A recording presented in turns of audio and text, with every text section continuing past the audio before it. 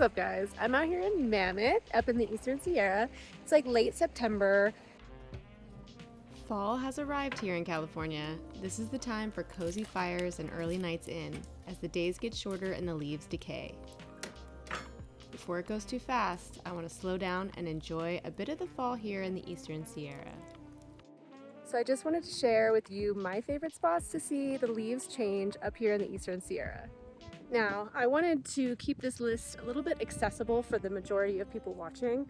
There are some crazy spots in the backcountry out here where you can see the most beautiful fall colors, but they're pretty hard to get to. Honestly, one of my favorite spots is one I just discovered last year. This gorgeous stretch of Mono County backcountry offers views of pristine fall foliage for miles. As always, all details and GPS links are down below in my blog, so make sure to check that out so you don't get lost this fall.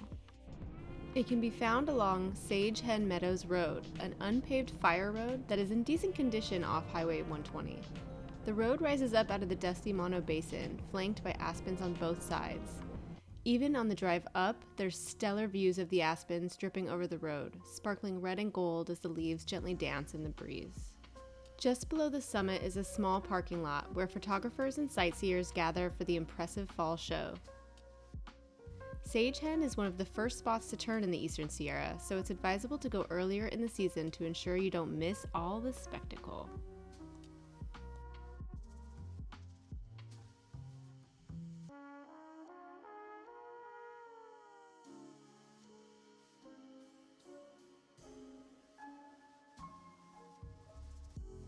Just south of Mammoth Lakes is one of the most impressive glacial lakes in the Sierra, with stellar views all year round.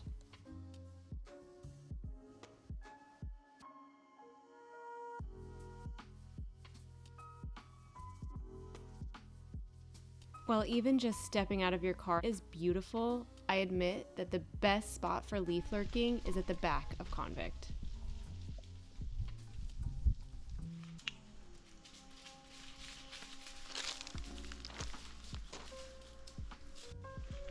The loop trail is about 2.5 miles around the lake, pretty flat and easy, taking about an hour to complete.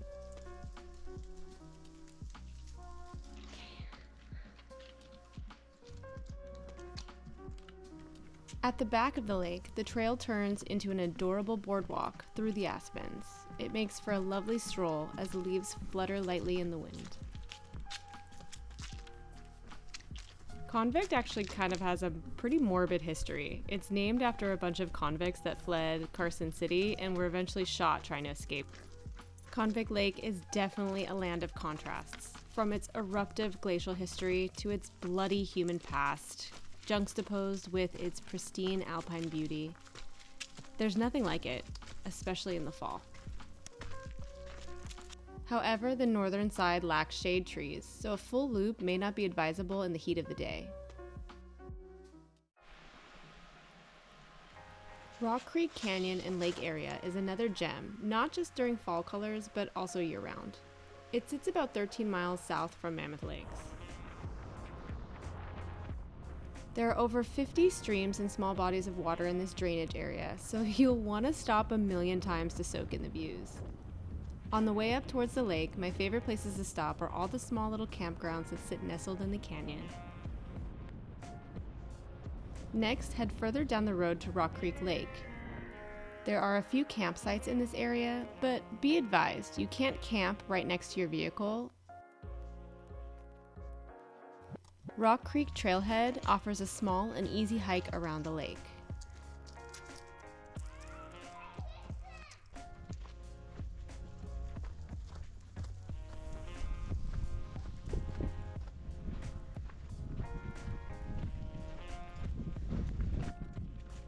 We're at Rock Creek Lake. It was really confusing getting here actually, especially because they're like paving the roads because it's the end of the season. So it was interesting, but we're here and now Mowgli's playing.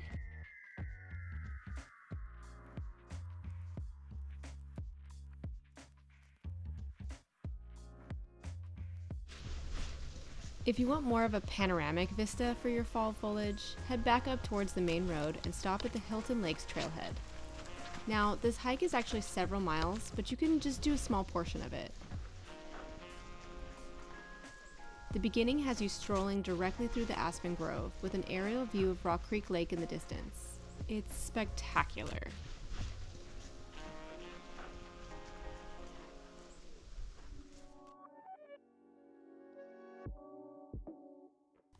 McGee Creek Road climbs up into the canyon, eventually dropping back down to follow the creek.